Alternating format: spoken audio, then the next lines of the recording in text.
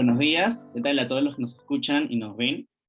Hoy día me encuentro con el profesor Carlos Parodi, mi nombre es Guillermo Delgado y vamos a hacer una entrevista sobre la coyuntura económica que hemos estado viviendo como país. Me gustaría primero empezar presentando al profesor Parodi. Él es profesor de la Universidad del Pacífico e investigador principal de la misma casa de estudios. Él es economista y máster en economía por la Georgetown University. Buenos días, profesor Parodi. Buenos días, Guillermo. Muchas gracias por la invitación. Perfecto. Nos hará mucho tener su participación en esta entrevista. Nos gustaría empezar un poco contextualizando lo que ha estado sucediendo en las últimas semanas, pero de repente empezar un poco antes. ¿Qué es lo que ha estado sucediendo en el último año? Hemos empezado el 2020 con el COVID, la pandemia, y sabemos que el Perú no ha ido muy bien. De repente nos podría comentar un poco sobre eso. Sí, Guillermo. Inclusive yo quisiera ir un poquito más atrás. Para poder contextualizar bien lo que está pasando, yo creo que se puede hacer una analogía entre el funcionamiento de una economía y la construcción de una casa. Para construir una casa, tú necesitas tener buenos cimientos, porque si no los tienes, cualquier cosa que tú construyas encima, pues se va a caer al menor ventarrón, pues, ¿no? Entonces, ¿cuáles son los cimientos de una economía? Los cimientos son básicamente dos. Uno, la estabilidad monetaria. ¿Esto qué significa?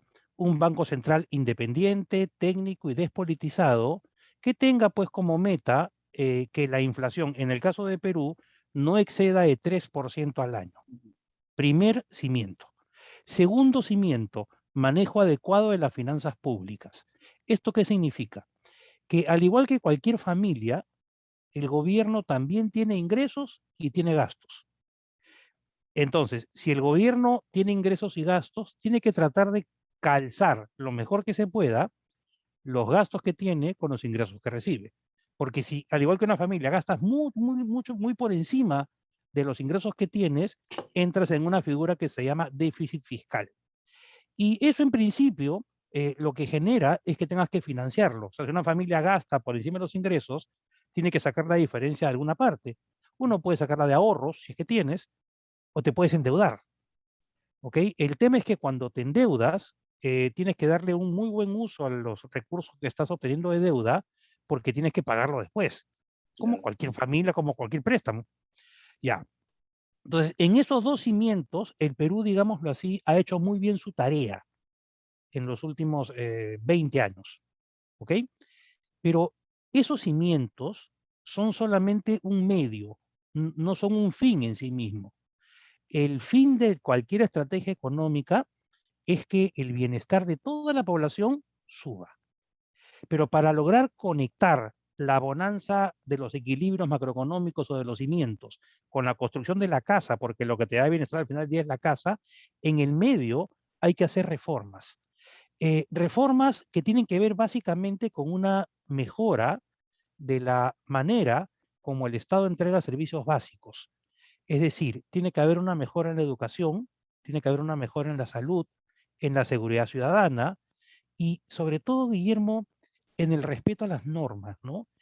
Y voy a poner un ejemplo muy simple para que todo el mundo me siga. A mí puede no gustarme que el gobierno disponga que la noche del 31 de octubre no hayan fiestas. Puede no gustarme, pero si yo vivo dentro de una sociedad, en esa sociedad hay un conjunto de reglas que debo respetar. Entonces, el punto clave también donde tenemos que mejorar mucho para que el bienestar crezca es obedecer las reglas. Es algo tan simple, es decir, y para que lo vean más simple, míralo de esta manera. En tu propia casa, ¿no hay acaso reglas? Claro. ¿No haces que se respeten esas reglas? Bueno, igual debe pasar con todo el país. Entonces, esas tareas de las reformas son las tareas que no se han hecho. Entonces, al no hacerse, los cimientos están sólidos, pero no has construido la casa. Al no construir la casa, el bienestar no ha llegado a todos. Y como consecuencia de ello, hay pues un malestar social bastante grande. Y ese malestar social se refleja en el campo político, porque naturalmente la gente tiende poco a poco a elegir presidentes que satisfacen, o por lo menos en el discurso, ese deseo de no tener buena salud, de haberme haber fallecido pues un familiar en el COVID porque el hospital no tenía oxígeno,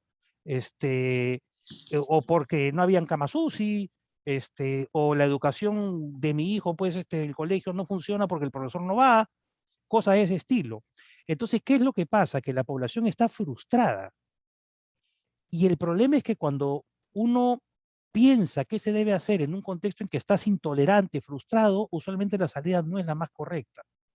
Porque ante esto hay dos posturas. La postura uno es patear el tablero, cambio todo, todo está mal. Ujú. Pero al cambiar todo, borro los cimientos que sí están bien. La postura dos es voy a construir sobre lo que funciona, sobre lo que está bien. Entonces mi postura siempre ha sido mantener lo que funciona y mejorar o reformar lo que no funciona, para que justamente logremos llegar al bienestar de la población. Entonces, lo que el Perú necesita son básicamente reformas sin atentar, por usar una palabra, contra esos cimientos que nos van a permitir hacer la casa encima. Ujú. Esa es nuestra tarea. Para hacerlo, insisto, son reformas, pero evitando estas cosas populistas que implican pues prometer un montón de cosas que al final no se van a hacer. este, Hay que respetar los marcos legales que hay y cuando hay que modificarlos de acuerdo con las pautas legales que tenemos, porque la sociedad necesita orden, la sociedad necesita respetar las reglas de juego para que cualquier modificación se haga dentro de esas reglas de juego. Un último ejemplo, Guillermo, si me permites, para que quede esto más claro. El fútbol, del cual todos somos aficionados, tiene reglas, ¿no es cierto? El lateral es con la mano, el arquero puede agarrar con la mano en el área y un montón de reglas. Entonces, ¿qué se ha hecho últimamente, en los últimos años? Se metió el VAR, ¿ok? Pero el VAR, digamos, no alteró en absoluto las reglas que ya estaban. El VAR se mete para mejorar, más allá de que haya mejorado o no, pero se mete para mejorar las decisiones que toman los árbitros. Entonces, ¿qué implicaría patear el tablero? Implicaría, ok, se acabaron las reglas. Desde mañana, pues, el arquero puede ir con la pelota con la mano hasta el arco contrario y meterse como si fuera un partido de rugby. O, por ejemplo, ya no hay posición adelantada. Eso es patear el tablero. Es decir, lo que no hay que hacer es patear el tablero. Lo que sí hay que hacer son las mejoras en aquellas partes en las cuales tengamos que trabajar para conectar la bonanza macroeconómica, por decirlo de alguna manera, con el bienestar microeconómico o el bienestar del ciudadano de a pie. Esa es mi primera impresión, Guillermo. Muchas gracias por eso, por esa descripción tan clara de lo que digamos, de cómo está Gracias. el país ahora. Me gustaría ahora preguntar sobre lo que usted nos estaba comentando, ¿no? Habló sobre que dentro de un hogar, además de las reglas, hay, digamos, cosas que se tienen que hacer, con el ejemplo que estaba haciendo. Mm, No, una familia no puede gastar más de lo que gana. Y si es que hace eso, debería conseguir un financiamiento de algún lado. Y claro. justo en los últimos días, el Ejecutivo ha tratado de impulsar un paquete de reformas que tienen como objetivo aumentar la recaudación, Mm, ¿no? A través de la subida de impuestos. Nos gustaría de repente que nos pueda comentar un poco sobre eso, de qué trata claro, claro que sí. este paquete de reformas, qué cosa es lo que pasaría si se aprueba, qué es lo que pasaría que no se aprueba, si no se aprueba, pero más allá de eso, tal vez, ¿por qué es importante la recaudación? ¿Para qué Mm. sirve? ¿Cómo lo utilizamos? Muy bien, Guillermo, muchas gracias por la pregunta. A ver, vamos a tratar de ser bien esquemáticos.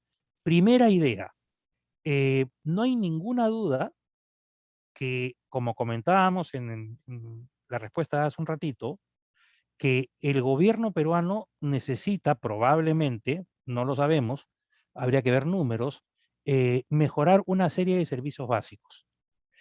Lo que tampoco está en discusión dentro de este primer punto es que lo que recauda el Perú es una cantidad baja si la comparamos con otros países más o menos similares. Entonces, está fuera de discusión que Perú tiene que recaudar más. Ujú. Porque, ¿para qué sirven los impuestos? Y la pregunta puede ser simple, pero ahí va. Los impuestos sirven porque el gobierno tiene que gastar. O sea, imagínense, aunque esto sea una alucinación, ¿no? Si el gobierno no tuviera que gastar, no requeriría cobrar impuestos. Entonces, ¿por qué tiene que gastar el gobierno? Porque una de las funciones del gobierno en una economía social de mercado es la redistribución. ¿Qué significa la redistribución? Tú le cobras impuestos a los que tienen con escalas y con el dinero que tú recibes, entonces inviertes ese dinero en educación, salud, etcétera, y logras lo que comentábamos hace un rato, que era conectar la buena macroeconomía con el bienestar de todos. Pero, ¿por qué digo esto? Esto me va al tercer punto. Porque el hecho de buscar recaudar más impuestos no se puede separar como decisión de cómo voy a gastar ese dinero. Ujú. Es decir, yo tengo que explicarle a la población lo siguiente, y no puedo ser tan genérico, no tengo que explicarle, ok, yo quiero recaudar tanto porque de ese tanto necesito 500 millones de dólares, puedo decir cualquier cosa, para equipar 3 hospitales que son estos, que se van a equipar en tanto tiempo, y este es mi carta de compromiso, que así lo vamos a hacer. Este otro monto lo necesito para mejorar las carreteras en el Perú. Estoy diciendo cualquier cosa, quiero que se agarre la idea nada más. Pero si yo solamente me refiero a que quiero más plata, la pregunta es, ¿para qué la quieres? ¿Por qué mejorar la educación? Bueno, pero eso es muy general, o sea, mejorar la educación, pues claro, todos que queremos eso, pero ¿cómo lo vas a hacer? ¿Cómo lo vas a hacer? Entonces, la tercera idea es esa, no puedes separar la decisión de recaudar más impuestos con la decisión de cómo vas a gastar ese dinero. La cuarta idea es ir a la evidencia internacional, a la evidencia empírica. Hay una cuestión, Guillermo, que siempre yo insisto en mis charlas, en mis clases, que es la siguiente: dato mata relato. O sea, rollo, pirotecnia verbal, bacán, pero acá está el dato. Y el dato anula todo lo que me estás diciendo. Primera cosa, siempre que se han puesto impuestos en un contexto en que una economía está comenzando a crecer, la aplastas. ¿Por qué la aplastas? Porque si nos colocan más impuestos, lo que va a ocurrir es que tu gasto va a caer, ¿no es cierto? Porque si en lugar de pagar 10 soles de impuestos, paga 20, entonces tienes menos para gastar. Y lo que las empresas necesitan hoy día, micro, pequeña, mediana y grande, es que la gente gaste más. Porque, para ponerlo en fácil, si la gente compra más manzanas, se producen más manzanas. Si la gente compra más papel, se produce más papel. Entonces, si tú estás chancando a la gente para que no compre con impuestos, lo que vas a hacer es que gaste menos. Y entonces vas a detener la tenue recuperación que estamos teniendo. Entonces, la teoría económica y la evidencia empírica sostienen muy claramente nunca subir impuestos en un contexto de tenue recuperación. Y entonces esto me engancha con otro punto. ¿Cuál es la mejor manera de recaudar impuestos? Con crecimiento económico. ¿Qué cosa es crecer? Crecer es producir más. Entonces, si producimos más y las empresas venden más, Van a pagar entonces más impuestos. hay un IGB de por medio, más utilidades, más recaudación, y el gobierno consigue el dinero. Y ese mayor crecimiento te crea empleo, además. Ujú. Pero hay varios temas adicionales aquí. Los temas adicionales son los siguientes. Punto número uno, el Perú es un país muy informal. Para que sean idea de lo que estoy diciendo, en Perú hay entre 7 y 8 trabajadores de cada 10 que son informales y una de cada 2 empresas que son informales. Por lo tanto, ningún país, y esta es otra vez evidencia empírica, ningún país en el mundo ha logrado progresar, entendiendo por progresar darle bienestar a sus habitantes. Ha logrado progresar en esas condiciones. Por lo tanto, más que cargarle con más impuestos a los mismos, lo que hay que hacer es ampliar la base tributaria. Es decir, ampliar la base significa que los que no pagan comiencen a pagar, que los que están evadiendo, que no evadan. Y para eso se hace la reforma tributaria. Entonces, yo lo que creo es que como idea puede verse bien. El gran problema que siempre como economistas tenemos que hacernos es si es el momento. Y a mí me parece que no es el momento. Lo que tiene que hacerse es fomentar el crecimiento para que eso aumente la recaudación, reducir la evasión tributaria. Todas aquellas empresas y personas que evaden tienen que pagar y no tengo ninguna duda al respecto. Pero, por ejemplo, poner más impuestos pues, a los alquileres. ¿Acaso los que alquilan son multimillonarios? O sea, los que alquilan son gente clase media que con su chamba paga su alquiler mensual para su cuarto donde vive. Entonces, ¿qué cosa va a conseguir con ese tipo de impuestos? Solamente más informalidad, porque el dueño le va a decir al inquilino, te tengo que subir porque me han subido el impuesto. El inquilino dice, no, no puedo. Y entonces arreglamos por lo bajo sin papeles, pues, Claro. y nos informalizamos más.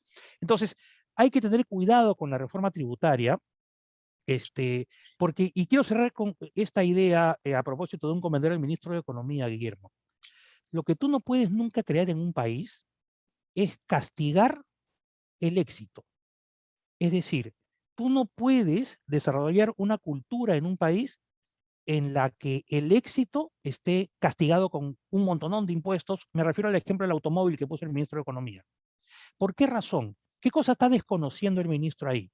Que digamos que una familia una persona honestamente trabajando, puso una empresa, se quemó los lomos, o como ustedes trabajaron un día feriado, pucha, que la hicieron, consiguieron de sol en sol y se compraron su auto, pues su auto espectacular porque era su gusto, pues. Ujú.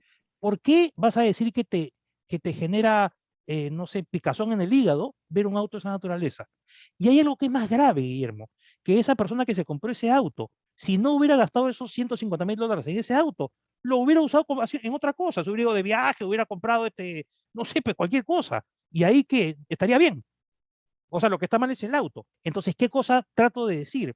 Que acá se está fomentando la envidia. Y ojo, estoy diciendo que digamos, todo esto está bien en la medida que esa persona haya conseguido lo que tiene por medios lícitos, con chamba, etcétera. Y pagó impuestos, y pagó esto, y pagó el IGB, y pagó cuánto. Perfecto. Entonces, a mí no me puede dar rabia. Es igualito, Guillermo, que a ti te da rabia que un colega tuyo, un estudiante, un amigo tuyo o amiga tuya de los estudios, se saque 20, entonces saques 15. Y tú empiezas a hablar mal de esa persona porque se saca 20. Así no hacemos una sociedad. Lo que hay que hacer es felicitarla. Yo cuando un amigo personal mío le va re bien y con una chambaza, le digo, hoy te felicito, me da un gusto enorme, te invito a comer un ceviche. Porque realmente, te juro, Guillermo, que yo lo siento así. O sea, no es una pose. Yo lo siento así. Hay que fomentar el éxito para todos, pero hay que hacer las reformas para que todos tengan las oportunidades de lograr ese éxito de ese señor o esa señora que se compró ese carro, pero no criticarlo porque tiene ese carro. O sea, ¿qué es lo que queremos? ¿Igualar a todos hacia abajo? No. Lo que hay que hacer es igualar a todos hacia arriba. Es decir, que los que están más abajo comiencen a tener más para que estén todos más arriba y no todos más abajo. Esa es mi impresión, Guillermo, pudiendo estar equivocado y respetando todos los puntos de vista en contrario. Muchas gracias por esa respuesta, sí, de hecho, y ha sido también de nuevo bastante ilustrativa, gracias por eso.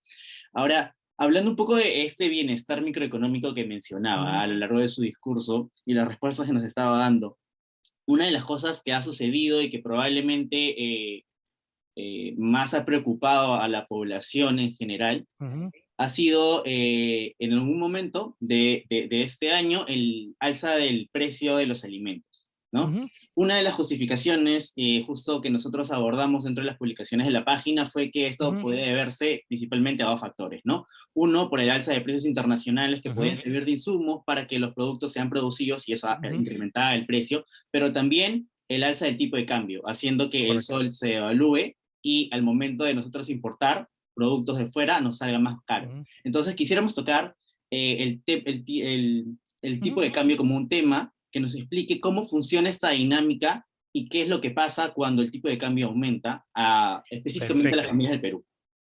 Genial. A ver, ¿qué cosa ha pasado en los últimos 2 meses o mes y medio más o menos? Lo que como ciudadanos de a pie vemos es que ha subido el aceite, ha subido el pollo, ha subido el pan, ha subido la gasolina, es decir, todo es un caos. Muy bien. La pregunta es ¿por qué? Y en esto hay que tener mucha cabeza fría, Guillermo. O sea, la parte emocional déjala para otro lado, cabeza muy fría. El primer factor tiene que ver con el aumento de los precios internacionales, como bien lo has dicho ahora. Subió el precio internacional del trigo, Perú importa trigo. El trigo sirve para hacer pan, sube el pan.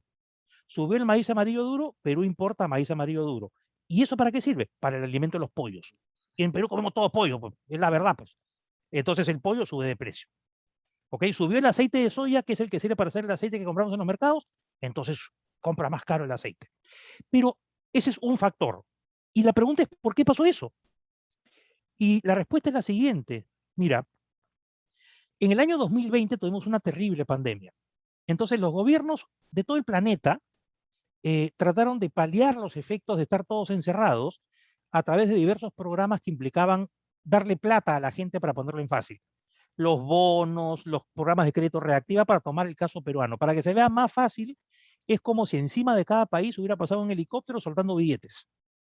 Eso pasó durante la pandemia. Entonces, eh, todos los economistas sabemos que cuando tú metes demasiados billetes, más temprano que tarde, los precios van a subir. Entonces, esos billetes que se metieron, que todavía no se han sacado, son los que han originado este aumento en precios del maíz, del aceite de soya y de todas las cosas que son insumos alimentarios. ¿Ok? De repente, lo interrumpo Sí, un segundo, ¿podría claro, explicar brevemente por qué es que cuando aumenta, digamos, la cantidad de dinero dentro de la economía es que suben los precios? perfecto, claro que sí. Es que estábamos en la historia que pasó el helicóptero y soltó un montón de billetes. Entonces la gente recibió los billetes, las empresas recibieron en Perú reactiva, unas más que otras, la gente recibió bonos, mal que bien recibieron bonos, entonces todo el mundo corre a comprar. ¿Ok? Y tiene que comprar porque a pesar que estábamos en pandemia y no se podía salir, podíamos ir a los mercados, la gente se movía como podía para poder comprar. Pero, ¿qué es lo que ocurre? Que como en todo el mundo, pues las actividades estaban restringidas básicamente por los aforos y básicamente por la pandemia, ¿no? Es decir, en una empresa que tenía 100 trabajadores, pues solo pueden ir 20 a trabajar, por ejemplo. Entonces, en todo el mundo el ritmo de aumento de la producción se hizo más lento. ¿Te das cuenta? Entonces, cuando la gente iba a comprar, no encontraba tanto pan, no encontraba tanto arroz, porque la empresa agrícola que produce arroz estaba trabajando a la mitad porque los trabajadores no podían ir por la pandemia. Entonces, ¿qué cosa vieron todos los vendedores, chiquitos, grandes y medianos, los taxistas? ¿Qué vieron todos? Lo que vieron todos fue, esta es una oportunidad para vender un poco más caro ahora que necesito billete. Y todos comenzaron a subir los precios. El fenómeno fue mundial. Y esto, y quiero aclararlo, no depende de los grandes empresarios, como están diciendo, no. Y como sé que este vídeo lo va a ver muchísima gente, les pregunto a quienes me están escuchando, durante la pandemia, cuando no podíamos sacar auto particular o auto privado, ¿no es verdad que los taxistas te cobraban el triple o el cuádruple cuando ibas al mercado caminando, tenías que ir a tu casa en taxi con todas las bolsas? Claro, cualquiera lo hace. Este no es un tema, y ese discurso hay que borrarlo. No es un tema que solo sea un grupo de empresarios ricos. Todos, cualquiera que hace un trabajo, cobra un poco más porque le cuesta más caro venir a casa para arreglar, por ejemplo, una cafetería. Entonces, los precios comienzan a subir, ¿ok? Entonces, ese primer factor tiene que ver con un problema internacional. El tema es que eso se está comenzando a solucionar. ¿Cómo? Para ponerlo muy fácil, los bancos centrales de todo el mundo van a sacar los billetes que metieron. Ese helicóptero que pasó soltando billetes, esos billetes se van a sacar para volver al momento prepandemia. Se van a sacar de manera gradual, poco a poco. No quiero entrar en el tema técnico porque no viene al caso, pero se están sacando poco a poco. Esto debe terminar hacia mediados, fines de 2022 todavía. Ok. Entonces, primer factor, aumento de precios mundiales. Segundo factor, aumento de precios del dólar. ¿Qué cosa es lo que ha pasado? Esto sí tiene una explicación básicamente política. ¿Pero por qué? Porque el dólar en el Perú, y esto es histórico, viene desde los años 70 del siglo pasado, el dólar en el Perú es como el termómetro de la economía. Es decir, cuando una persona se siente mal, una de las manifestaciones que tiene es que le da fiebre. ¿Ok? Entonces, cuando te da fiebre, tienes que tener calma, tienes que averiguar qué tienes y empezar a tomar la medicación para que esa situación pase, ¿no es cierto? Entonces, en el caso del Perú, el dólar está con fiebre. Lo que hay que hacer es bajarle la fiebre. Pero ¿cómo le bajamos la fiebre? Haciendo que la gente deje de comprar dólares y que los dólares en el Perú dejen de irse. Porque al final, si mucha gente compra dólares y los dólares se van del país, el tipo de cambio que se empezó a dar tiene que subir, pues no hay otro camino. Entonces, ¿por qué la gente está comprando dólares? Porque el dólar en el Perú, además de ser un termómetro, es lo que en economía se llama activo refugio. Es decir, cuando tú estás medio preocupado con las cosas que pueden pasar, dices, no, ¿sabes qué? No voy a tomar el crédito hipotecario porque no sé qué cosa puede pasar. No voy a pedir el préstamo para el auto, no, no, no. ¿Y qué hago con mi plata? ¿Sabes qué? Voy a comprar dólares mientras tanto. Entonces todo el mundo compra dólares. Y cuando todos compran dólares para esperar más claridad por parte del gobierno, el dólar comienza a subir.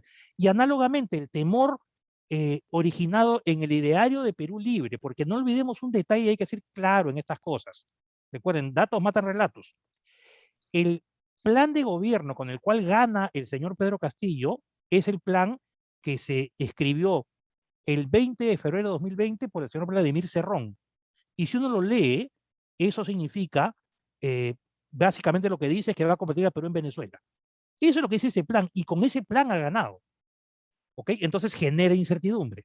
No estoy criticando para nada que la democracia que haya, está bien, ganó ya, pero estoy explicando que ese plan da miedo. Entonces, se esperaba, y ante el miedo, vas al activo refugio, pues, vas al dólar. Claro. Entonces, ¿qué cosa se esperaba? Se esperaba, pues, que la situación, Castillo haga un deslinde, ¿no? Sí, vamos a hacer un programa de esto de acá, vamos a meter más billete acá, pero no van a ver, como lo dijo, de hecho, se de paso, no van a haber estatizaciones o nacionalizaciones, que es un juego de palabras, no vamos a cobrar más impuestos, porque también se dijo, y un largo etcétera, ¿no? Pero a los seres humanos se les conoce por los hechos, y los hechos dicen lo contrario. O sea, alguien que me esté escuchando puede saber si Castillo se comporta como Cerrón o se comporta como Castillo? Nadie. Entonces, como nadie sabe, incertidumbre, corra al dólar. Entonces, ¿qué es lo que quiero decir ahora en castellano? Simple. El pollo ha subido, el aceite ha subido, y en todo el mundo ha subido por la razón que explicaba hace un rato. Pero en el mes de febrero de este año, antes de las elecciones, lo que se esperaba para diciembre de este año, Guillermo, era que el dólar estuviera en 3.60. ¿En cuánto está? En 4 o 4.10. ¿Ok? O sea, el pase de Bellido a Mirta Vázquez ha significado que el dólar baje de 4.10 a 4. Eso es lo que ha significado. Eh, entonces, ¿qué cosa es lo que ocurre? Que si el dólar estuviera en 3.60, el empresario que compra maíz amarillo duro del exterior para darle de comer a sus pollos y después vendamos el pollo a nosotros, compraría cada dólar a 3.60, no a 4 soles. Lo compraría a 40 céntimos menos. Entonces, eso explica por qué en Perú el pollo, el pan, esas cosas han subido mucho más que en otros países. Si nosotros lográramos generar estabilidad, el dólar bajaría a 3.60, 3.65 y entonces los precios podrían, de hecho, estoy seguro, bajar, probablemente no al nivel original por ese tema internacional, que se va a ir arreglando poco a poco, pero sí podrían bajar. Una última, mi estimado Guillermo. Uno dice, el gobierno es de izquierda, por eso pasa. Si tú ves México, López Obrador es un presidente de izquierda.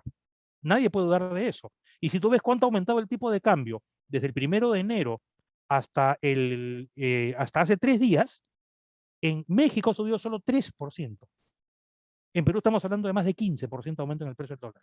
Entonces, no es que sea un gobierno de izquierda o de derecha, es que dé las señales claras. Pero son las acciones que toma el gobierno y probablemente los mensajes que da, ¿no? Exactamente. Entonces, lo más grave de esto, y con esto termino esta respuesta, es que esto afecta a los más vulnerables, afecta a todos aquellos que supuestamente el gobierno del señor Castillo iba a beneficiar. Ese es el gran problema. La gente de clase media y la gente de clase baja es la más perjudicada porque no le alcanza para el pan, no le alcanza para el pollo, no le alcanza para nada simplemente, no le alcanza para comprar, o sea, ahora en lugar de comprar pues una pierna de pollo, compra alas o compra patas de pollo y entonces baja la calidad de vida. Hay que preocuparnos más por la gente que más necesita. Y una de las formas es haciendo que el dólar baje. Y perdóname que me extienda un poco, pero el ex primer ministro Guido Bellido dijo hace unos días, dijo que Julio Velarde deberían sacarlo del Banco Central porque no ha hecho que el dólar baje. A ver, ¿qué cosa no entiende el señor Bellido? Primera cosa que no entiende es que el Banco Central, para hacer que el dólar baje, tiene que vender dólares, ¿no? Hasta ahí todo está clarito, vendes y baja, ¿ok? Pero cuando vendes, saca soles, porque no los regalas, saca soles. Y si tú, digamos, tú para que puedas poner el dólar en 3.60, pasarían dos cosas. Tendrías que vender tal cantidad de dólares que a la economía le dejaría seca, por decir un término más o menos parecido. Que se entienda. Seca en el sentido que ya no habrían soles y la capacidad de gasto de ti, de mí, de todo lo que nos escuchan, se iría a cero. Lo segundo es que yo le preguntaría al señor Bellido, ¿y a cuánto hay que bajarlo? ¿Usted sabe cuánto debería estar el precio del dólar? ¿Usted sabe? Nadie puede adivinar los precios. Los precios los pone el mercado y en este caso el Banco Central interviene para evitar cambios bruscos. Y digo una cosa más, si es que el Banco Central no hubiera hecho nada, como dice el señor Bellido, el dólar estaría hoy día probablemente en 6 o 7 soles más o menos. Esos son mis cálculos. Ha sido una respuesta, de nuevo, bastante ilustrativa y ha dejado bastante claro lo que ha estado sucediendo ahora en los últimos meses, semanas con los precios, que afecta directamente, como usted acaba de decir, a las familias y más aún a los más vulnerables. Claro. De hecho, creo que las respuestas que nos han brindado ahorita nos han dado un panorama súper claro de lo que ha estado sucediendo en el país. Y me gustaría terminar brevemente preguntándole o haciendo la siguiente consulta, ¿no? Es una pequeña reflexión de qué es lo que podríamos hacer nosotros, ciudadanos de a pie, estudiantes, para poder mejorar la situación. Y con eso me gustaría agradecerle por su tiempo en la entrevista. No, al contrario, Guillermo, todas las veces que ustedes quieran, yo me adapto a sus tiempos y vamos. O sea, se trata de que todos estemos juntos en esto sin discriminar a nadie, a nadie. Entonces, lo que creo que tenemos que hacer todos los peruanos en este momento es eh, aprender primero a que no todo lo que aparece en las redes sociales es cierto. ¿Por qué? Porque se está instalando una narrativa que es muy peligrosa, que castiga el éxito, que culpa de todo el sector privado, cuando en realidad la forma de contrarrestar esto es leyendo, buscando información, enterándonos, preguntando, para que no me vendan pues cualquier mensaje que suene bonito, pero que no funcione. En la economía normalmente todo lo que suena bonito, tú tienes que empezar a dudar, ¿ah? Entonces, yo quiero cerrar con la siguiente idea. ¿Cómo funciona una economía en el mundo que sí le da progreso a su población, a todos? Miren, funciona con dos elementos. Primero está el mercado. El mercado, donde está el sector privado, produce la riqueza, crea empleo y paga impuestos. Elemento uno. Elemento dos, el Estado con los impuestos que recibe hace dos tareas. Redistribuye inversión en salud, educación para los que más necesitan. Tarea dos, evita que los que tienen poder en el mercado abusen de su posición de dominio para que la competencia funcione. Esa es la receta que funciona hoy en todos los países del mundo, donde el bienestar de la población es mucho más alto que en el peruano, y hablo de todas las personas. Muchas gracias. Muchas gracias, profesor Parodi, por esta explicación, por habernos acompañado en esta entrevista. Esperamos contar con su participación en otro momento. Hasta luego, gracias. Yo les agradezco a ustedes, agradezco Influencia y estoy a la orden de ustedes cuando lo necesiten. Un gran abrazo a todos. Perfecto, gracias.